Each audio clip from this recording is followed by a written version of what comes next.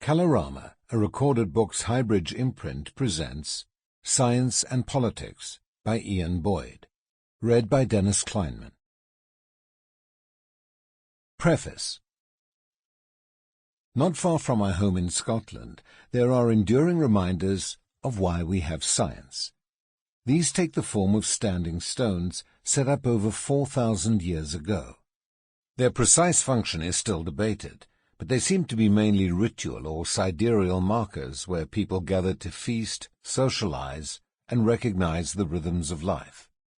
Archaeologists can show from the material cultures of the people who raised these stones how they used products from nature to support daily existence, as well as to build these monumental structures.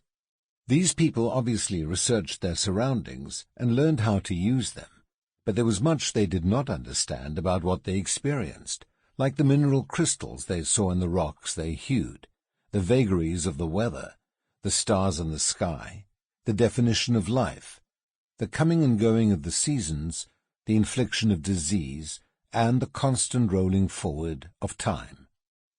This void in their understanding was filled by imagination and belief, a mixture of empirically founded theory and hocus-pocus. Even if their standing stones started as mainly functional objects for marking time, they accrued what, borrowing from evolutionary theory, we might call exaptive meaning, like a structure acquiring a function different to that for which it originally evolved.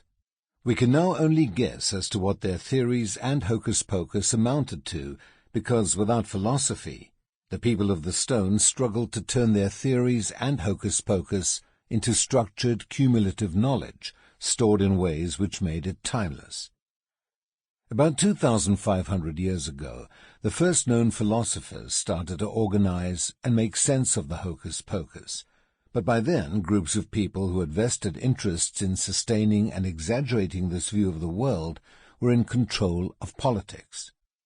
These princes, shamans, and priests, whom I will collectively call charlatans, held power over beliefs, and it was not in their interests to have those beliefs challenged. Ritual was invented as a way to reinforce the hocus-pocus, and people were incentivized to believe that their beliefs were all that mattered. Whether this was achieved by tradition or by force, it was an assault on their liberty. This assault continued for about another 2,000 years, until the inventions of science finally allowed other forms of knowledge to escape the controls of the religious and military thought police. New knowledge became sealed in a form which could be both distributed widely and understood by many. This emancipation was powered by a technical and philosophical revolution which continues to co-evolve to the present. It defined the conditions needed to distinguish truth from hocus-pocus, and on its heels came an exponential rise in the enrichment of our knowledge about the world we inhabit, about us as animals within this world, and about our world within a wider universe, about nature. It began to displace hocus-pocus as the font of all knowledge. This displacement continues, but the charlatans are still among us spouting their nonsense, subverting knowledge and, as a result, assaulting liberty right here, right now. In the present, the charlatans exist by other names, but they still dominate politics within a vastly more complex society through the application of deceptive, one-size-fits-all ideology and ersatz rituals within a variety of temples, some actual, some virtual, all designed to strip people of their free will. Their vested interests led them to block or subvert our search for the truths around us, and this continues to cause us to make decisions which are misaligned with nature as we know it, through both sensed experience and science. We are sustained by the resources of nature, as were the people of the Neolithic, and the longer this misalignment goes on, the more painful eventual realignment will become. Continued misalignment results in the progressive magnification of unfairness, and it inflicts injustice on more and more people. Scientific knowledge stops this misalignment, and, as a result, it is a pathway to justice, a pathway to being treated in a fair and equitable way. Science is not itself representative of justice, but understanding how the natural world functions and how people fit into it, which is something science has the capacity to address, is a prerequisite for a just society. The story told in this book reflects a personal journey which began in September 2012, when I became one of the UK government's chief scientific advisors. It was at that point that I began studying the ways in which science is used within government, where it comes into intimate contact with politics, ritual, and hocus-pocus.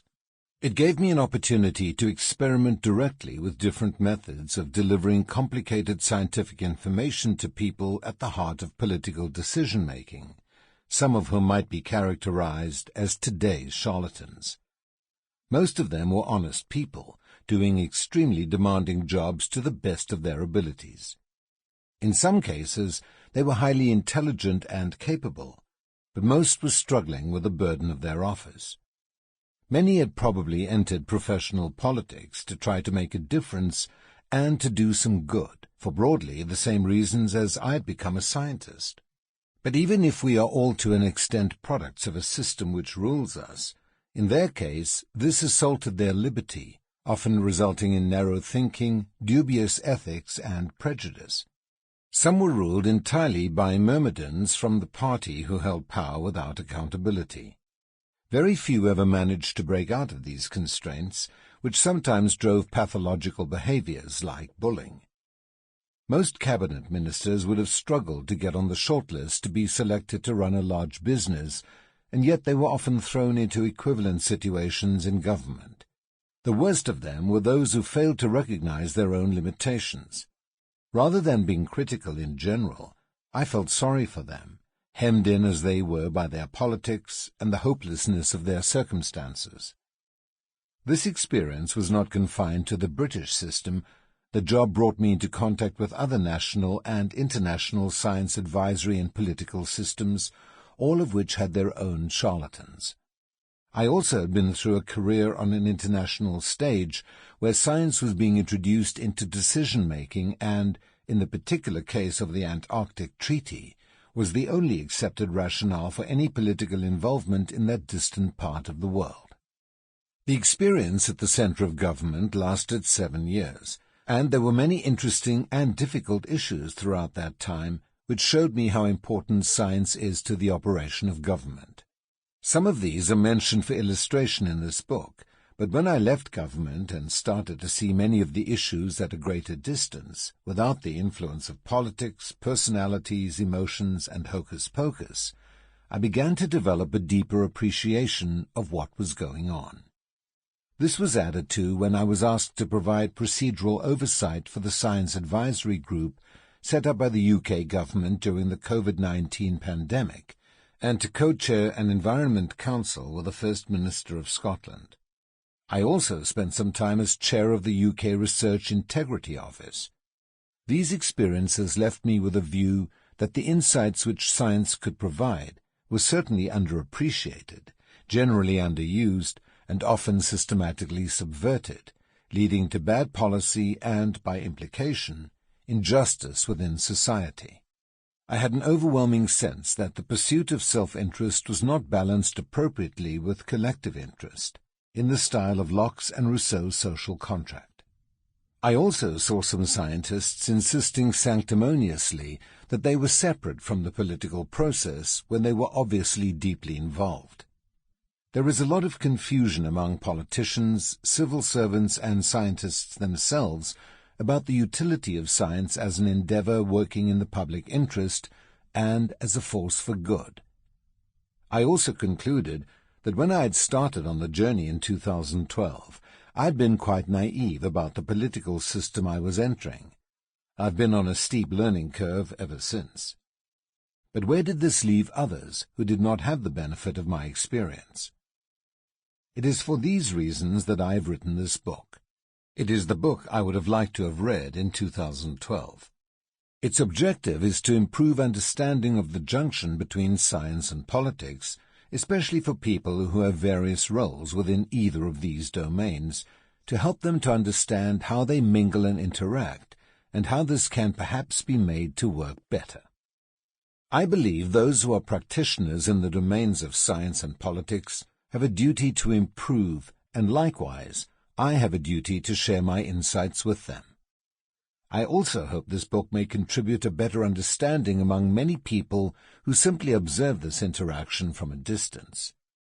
When done well, the delivery of science for public good can improve the wealth of nations in ways that far surpass simply adding percentage points to soulless economic indicators. I also had the aim of helping to debunk some common myths and misconceptions, such as science being an apolitical endeavor, or scientists somehow being more honest than politicians. The biggest myth of all is that scientists themselves cannot take part in politics, something I once thought was true, but perpetuation of this myth simply leads to worse politics, grounded in pure emotion and ideology, and to a lot of scientific research which is either completely subverted by politics or is irrelevant to public interests. I am a natural scientist who has spent most of his career exploring some esoteric topics, mainly in animal physiological ecology and polar and marine science. But this means I can bring a unique and hopefully balanced blended perspective about a topic which can raise some people's hackles and result in a lot of blame shifting. The messages from my own knowledge of how systems in nature operate and sometimes fail are a constant reminder that as organisms governed by the exact same physical forces, humans are not immune to these operational constraints. What has become clear to me is that if people can find their appreciation of how society works to society itself, to what I call the social bubble, and forget about how society is ultimately constrained by nature, then eventually only injustice can prevail. I use hocus pocus when referring to systems of decision-making and rules for living which are based in blind, absolutist belief. It is blind because much of it has been built without reference to the realities of nature. It is often deceptive, and even when it might be correct, it can be deceptive about why it may be correct. Hocus pocus is also dangerous because those who promote it fail to ask questions about its validity and to modify it based on experience. There is at least a little of the charlatan in all of us. But when we ask these questions, we become scientists. Even if this book makes us stop for a moment to think twice about what we are doing, to readjust and to modify our behavior, then it will have succeeded. The book tests 4 ideas. These are, first, that science is inherently political. Second, that the structures within politics, which date back to before science was recognized as such, actively exclude scientists from the political debate. Third, that this exclusion leads to injustice. And fourth, that things can be done to resolve this problem, but they require change both within science and within political systems. My contention is that justice is unlikely, perhaps impossible, while science is not a fully integrated part of the systems for collective decision-making across society. The book is structured in 3 sections. The first section considers the state of the current relationships between science and politics. It explores the old but still popular notion of science and politics representing a clash of cultures. It characterizes the relationship as a marriage, where there is codependency in a partnership, but also examines politics as a societal process of debate and collective decision-making, which is a trade-off between public and private interests, and of the dilemmas this creates for scientists. I use the metaphor of a factory to describe the process by which politics happens because politics can be characterized as an emergent product constructed from many components. There may be no single guiding mind or design, but its products take the form of laws, regulations, agreements, contracts, conventions, protocols and policies, as well as debates, arguments, wars, and conflicts. The second section considers the impact of politics on science itself. If science is the main way in which we introduce objectivity into the operation of society, then it is subject to many different corrupting forces. Science struggles to move beyond simplifying platitudes like evidence, what works, and a hunger for experts, especially among the news media. I call this process the subjective bypass. It is a structural problem which leaves our decision-making in the domain of public policy in what Rachel Carson called a Neanderthal age of biology. Distilling quality in science out of all the corrupting influences is a rare skill, which turns scientists embedded within political structures, like I was, into graven skeptics. The third section is more uplifting and optimistic. I use the metaphor of a beast to describe the kind of organic structure which science is attempting to interact with and to influence. The body politic is like a large, complex organism, which has behavior emergent from formally complex underlying causation. This involves lots of features of systems where there can be many stabilizing feedbacks, most of which make it very difficult for anything to change as a result of single small-scale interventions typified by the ambitions of politicians and their policies. One could fume or despair at the belligerence of this beast, but, looked at with the eye of the biologist, the question is how one designs processes to shift and manage this organism in a manner which leads to greater justice. In the final chapter, I suggest the kind of bureaucratic engineering which I think is required to mix technocracy with democracy and to avoid plutocracy. The book is, therefore, emphatically not about creating and delivering a manifesto for geeks. Others have tried this, and apart from failing to make any difference, such an agenda just establishes science as a kind of ideology to be lost in the din created by yet another group of people with a special interest, whose main aim is to carve out a bigger slice of the cake for themselves. Some scientists would have science trying to shout louder in a noisy room, and others, with all modesty and humility, explain that their voice is just one among many. With respect, I doubt if either is right. Science is too important a conscious artifact of mankind to be caught up in the parochiality of fighting to be heard. Science cannot be just another thing which people do, like plumbing, accountancy, or teaching. To see it this way would be to deprive people of the knowledge they need to rid themselves of the shackles of hocus-pocus. This is neither a work of philosophy nor a work of social theory. Even if I refer on occasion to both, I want to be clear that this is a work founded in empirical experience. I'm an empiricist at heart because there is nothing quite like the experience of living and working at the coalface to understand its structure. To some extent, this makes it a counterpoint to much social science in the field of science-policy interaction, where there can be too much theory and too little practice. It also impinges on political science, but it is not meant to be a work in this field either. I would not consider myself qualified to say anything original in these other disciplines, but it may be that the perspective I am able to give is helpful to those who focus on them. It would be impossible in the space of a few hundred pages to recapitulate the deep and important philosophical journey which has brought civilization to a point where science as a rising power in the world needs to be viewed with greater clarity and understood and used with greater depth of wisdom. As I write, some people fear we have unleashed a ravenous, destructive force on the world in the form of artificial intelligence. We need to get a lot better at governing our own innovative capacities, or else these will end up supplanting the old hocus-pocus and do as much or perhaps even more damage to justice.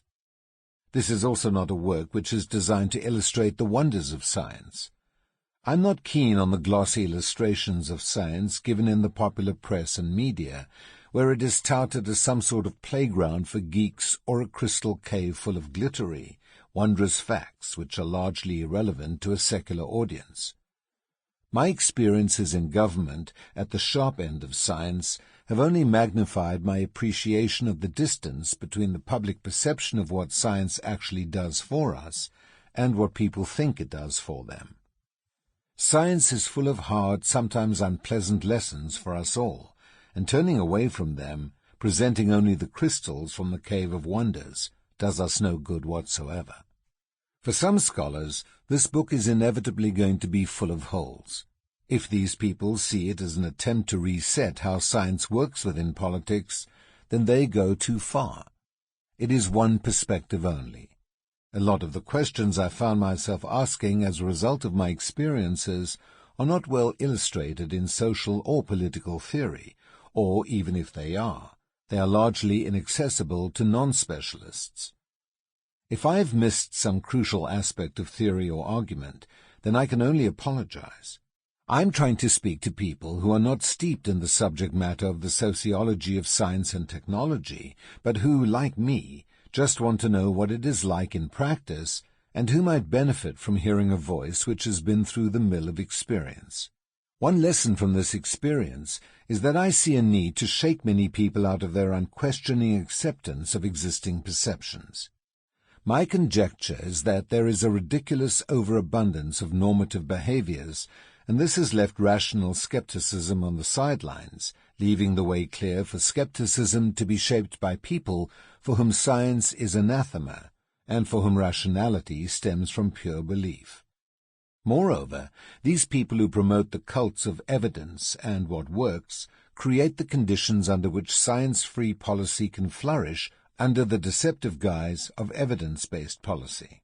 I appreciate that many well-meaning people might find this absurd, perhaps even offensive, but my purpose is to suggest they stop and think more about what they are doing, because their efforts often achieve precisely the opposite of what they intend. A word also on terminology. I am painfully aware that in order to summarize and avoid getting bogged down in complex explanations, I use terms like scientist, politician, or people as very broad categories. These are, of course, diverse sets, and nothing in what I say is meant to diminish this diversity or demean those who might not fit more or less into any particular categorization. These categories are less about pointing to individuals and their values, and more about behavioral categories that we all adopt in different circumstances. For example, I argue at one point in the book that we are all scientists to an extent. In the same way, people who self-identify as scientists are also citizens, and can also behave like politicians. I've also tried to avoid technical terms, but when used, I provide a definition as an endnote. I've also intentionally avoided building the arguments around personalities and events. Besides having no wish to criticize specific individuals or betray confidentialities involving personalities, also subjectifies issues which are actually more often reflective of systemic challenges. While individual personalities can be influential in shaping issues in general, they are no more than actors or nodes in wider systems. The sense in which I refer to science is captured by the German term Wissenschaft, which is simply the pursuit of knowledge, learning, and scholarship, a pursuit of general truth. Science is a system of knowledge, but it is also a process for observing and helping to understand the structures and functions of nature, which happens also to include humanity and the interests of people. My use of the term nature also needs to be understood. It is not resonant of some aesthetic ideal, as one reviewer of this book seemed to think. Rather, it is the foundation of the realities which constrain and contain our existence. It is all matter from fundamental particles like bosons and fermions all the way to the aggregate structures like stars and galaxies within the cosmos and everything in between, including the contents of the biosphere of planet Earth, of which we are an integral part. I have provided references within the text where there may be a need to support statements or to help listeners follow up with additional research, but these are not designed to be comprehensive. Where appropriate, direct quotations have been referenced. Introduction. The Scientific Predicament. During the COVID-19 pandemic, Patrick Vallance, the chief scientific advisor to the UK government, said, "I've got one piece of advice for any science advisor. It's stick to the science." Some people say that science and politics should not mix, but I suggest the opposite is true. Not only are science and politics closely enmeshed with one another, and becoming more so with time, but this is a good thing, because it is likely to result in better politics and maybe even better science. Yet how can we reconcile this with Valence's advice? First, we need to understand what politics actually is, which is something I suspect remarkably few people stop to really think about. In my view, politics is the manifestation of how we negotiate our ways through life as social organisms. Even as spectators of the high politics happening within national democracies, or even autocracies, we are participants. Politics is how we deliberate about making collective decisions. It is the process we use to rub along. It involves those who have a voice explaining their own interests and also listening to other perspectives. This happens at all scales, from households to the floor of the United Nations General Assembly. Rules of procedure, some formal, such as voting, and some socially modulated, such as consensus forming, or even various forms of coercion, are then used to come to a collective decision. Once this collective decision is made, then it can be encoded as policies which are statements of collective intent. These provide guidance for those who are allocated the duty to implement decisions derived from the collective view. Some of these intents end up as laws or regulations, and it is this process of deliberation which mainly shapes the societies we live in. But politics can also involve lots of mendacious behaviors to shift the balance of power within these debates, and I think this is often how it is viewed. We are all politicians, but many of us do not like to admit this in case it exposes our own mendaciousness, however trivial that may be. Of course, professional politicians have no such defense.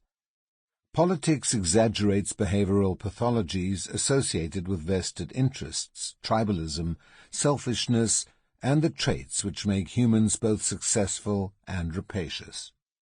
It seems to me that scientists need to be intimately involved in the process of deliberation which underlies all politics, because without their input, some of these pathologies can go unconstrained. Many people might say, as did Solly Zuckerman, a former chief scientific advisor to the UK government, that if scientists want more political influence, then they should use the democratic processes by putting themselves up for election.